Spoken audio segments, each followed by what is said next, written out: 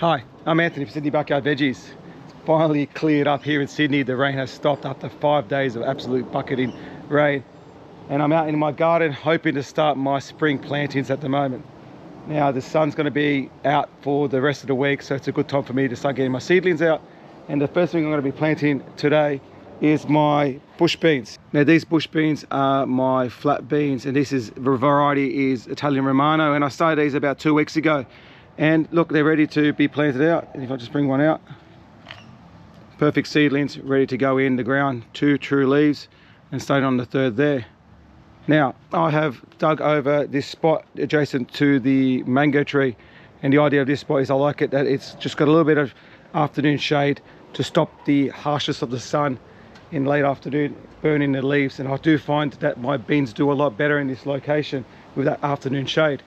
Now I previously had a batch of broccoli planted in this spot, and now I've just cleared that patch, and I've just dug over the soil just to take away all those weeds and rubbish. And now I'm at that stage now where I need to add some amendments, and then I'll form up my rows and plant out my beans. Now before every time I plant out a new crop in my patch, I like to put down some organic material into the bed itself. In this case I'm going to be putting a couple of bucket loads of homemade compost. Now this compost is a combination of horse manure and chicken waste run. Now it's not overly finished, it's still got a little bit to go, but the worms have started going into it, and I'm happy to start using it, and it will slowly break down in the soil and feeding those worms and those microbes in the soil. So happy for it to go in when it's not completely finished. In this spot I'll add close to 6 bucket loads of my homemade compost, and I think that's sufficient, which will give me that 5 to 7 meter depth of cover across the whole bed. In addition to the compost, I'm going to add a small scoop of dolomite lime. Beans like it a little bit more alkaline than your other veggies, so just adding a little bit of this on the surface and mixing it into the bed would be perfect. Now I do want to add a little bit of nitrogen, but I'm not going to do it now. I'm going to plant the beans and I'll add the nitrogens as a side dressing in about 2 weeks time. Beans, especially when they're smaller, when they're first starting off, they do need a little bit of nitrogen to start putting on a bit of growth, bit of leafy growth, but not too much. As they get larger and start flowering, you really got to back off the nitrogen. Now I'm going to spread this out on the bed, and I'm going to mix it all in and start setting out my rows. Just finished turning that bed and mixing in the amendments, and now ready to plant.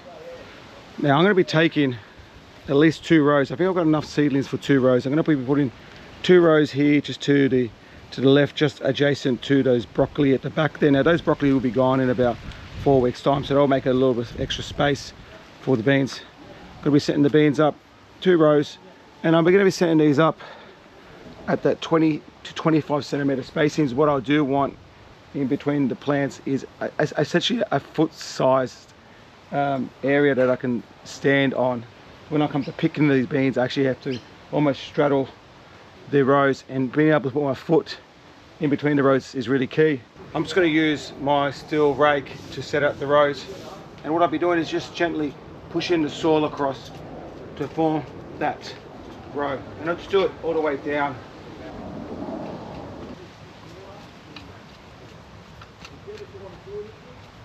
And now with this second row, looking at taking out that 25 centimeter spacing between them, and bringing the second and doing the same process again.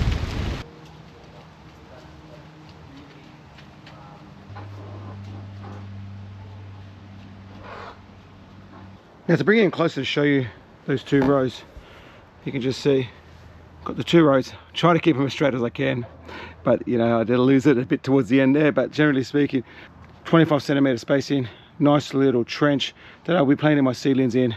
And the length of these trenches are in the order of about 2.5 meters now, so I'll be able to get a lot of seedlings planted out in this spot. Now with the seedlings themselves, I'm going to be planting these generally speaking at about 10 to 15 centimeter spacings. You can do them a bit tighter, but I'm finding seem to perform a lot better if you give them a little bit more space. So I'm going to be looking at about 15 centimeter spacings. Beautiful seedlings, nice little root ball, not too root bound yet, so it's perfect time to plant it in. Using my trowel, I'm just going to dibble a hole, put it in, bringing back the soil against it, and that's planted, giving it at 10 to 15 centimeter spacings, so normally about there. Bring the second one. Beautiful. Now that 15 centimeter spacings, they will fill out that space pretty well, and they will produce at their best. And you can just see, bring it closer. Nice little stance, maybe just a little deeper if you can when you plant them. Generally speaking, that's perfect. Now I'm hoping at this rate I should be able to get at least 1.5 rows, hopefully 2 rows of plants, but I will try to spread out the seedlings as much as I can to make sure I fill up both rows.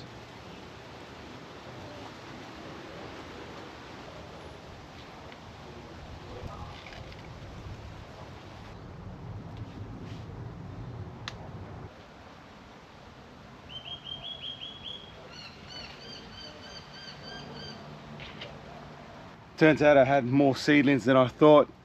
Filled out those 2 rows, so I've just done a 3rd row, and I'll continue planting these up. They'll probably take up half the row, and when the next round germinates, I'll fill up the rest of the row. Just finished planting out those beans. Got myself 2.5 rows, and planted them out, giving them water, and now just letting them settle in. They'll settle in for over the week, and then next week I will give them a bit of nitrogen fertilizer. I might give them an initial watering with liquid feed, power feed, like a nitrogen fertilizer, and then I may add just a little bit of dynamic lifter pellets just as a side dressing.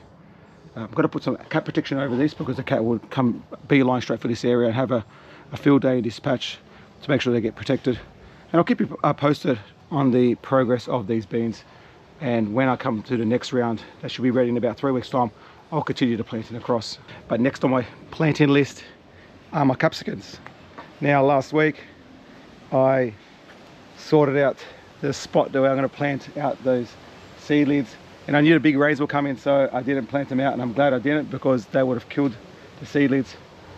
But ready to start planting out this bed, and I've got my 8 seedlings that I'm going to plant. This is the red bell variety called Harley, and they're perfectly looking seedlings. They're perfectly ready to go, and because we're having a good spell of dry weather over the next week and a half, that's plenty of time for them to settle in, and if we get any further rains later in September, they should be okay. Now from last week I added cow manure, chicken manure pellets, a little bit of dolomite lime in this patch, and I'm going to plant these seedlings out in 2 rows. I'm going to do the rows at 40 centimeter spacings, and I'm going to set it probably just a little bit away from these cauliflowers.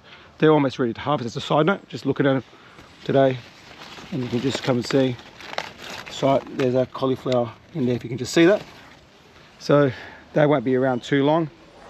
Using the same technique with my rake, I'm going to set up those 2 rows at that 40 centimeter spaces. Now the key consideration in setting out my rows is I'm going to have to net my capsicums for fruit flies in late December.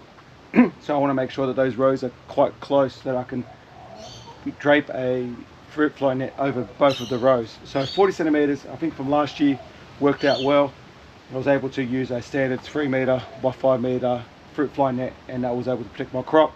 So now coming first with the first row, again, just a straight line, trying to stay a bit away from the cauliflower because I'll be planting my eggplants over there. Just want to make sure I give them enough space. Eggplant does get quite big. Just want to make sure I'm not crowding out the capsicums. Using my rake. Again, quite deep trenches if I can.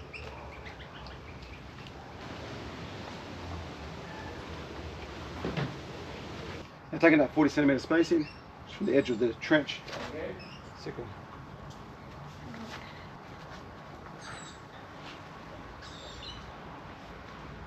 Now to bring you in closer to show you, there you go, 2 rows, actually a lot straighter than the bean ones, and that's the 40 centimeter spacing. This time a little bit more deeper, and trying a bit more form around the edges of the trench so it still holds its integrity while it's growing. And the idea here, again, I'm able to use those trenches to water and to fertilize the capsicums, but in the future, and I'll show you in later videos, I'll actually hill the plants a little bit to support them as they get larger. They'll put on a lot of fruit and need to plant them just a little bit deeper just to give them that extra support. So planting them in trenches gives you the opportunity to add your fertilizer, heal the soil around the plant, and actually get a lot more coverage, a lot more support as more of the stem is covered. Now to plant the seedlings, I'm going to plant the seedlings at 40 centimeter spacings in the row, and I find that's the right separation that you need between the plants. Gives you a chance to properly stake those capsicums and also get a lot more, at the same time getting a lot more production out of a smaller area. In terms of planting the seedling, just going to take it out nicely out of this container. I've been growing these out in a larger container, get them to a little bit of size. That's a perfect seedling. That's going to go in straight in the floor, into the bed. When it comes to planting, I'm just going to dig a little hole. When I come to plant it, it just broke off a bit of soil, but that's no problem. Still stay okay. Just bring the soil around and gently just compress the soil around the base. That's planted. That should be fine. It just needs a little bit of water and that should be okay. Now I like to get my capsicums in early.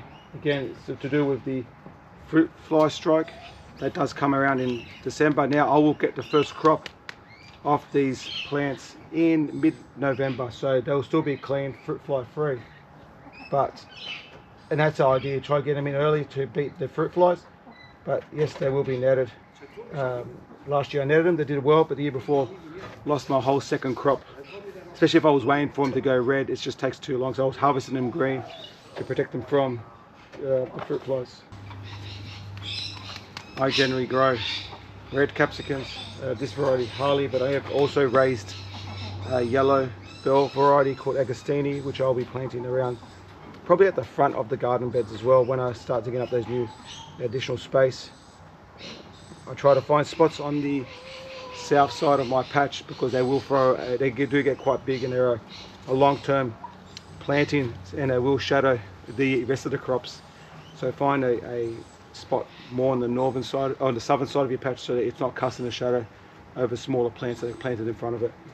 I generally only plant one planting of capsicums a year at August, September time, and I'll keep it going till March, April when the peppers get too small.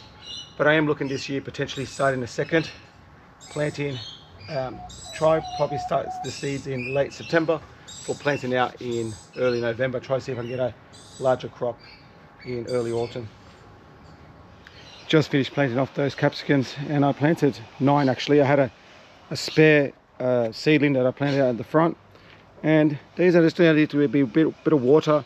And at this stage, snail pellets are really important because I will lose them to slugs, especially after all this rain. Slugs everywhere in my garden at the moment. Once we start, there's a few hot days coming up next week, or 23-degree days coming up next week, so they should do really, really well once they've settled in. And I will come and start my fertilizer regime for these capsicums.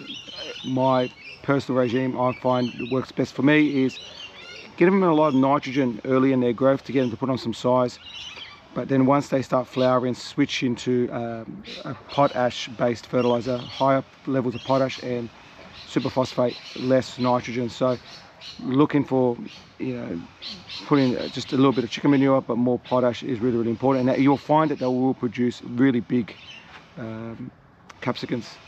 But really, really happy that these are in. Really started spring with a bang at the moment. Might have dropped the gun, but we'll see. But I did this last year and I should be fine.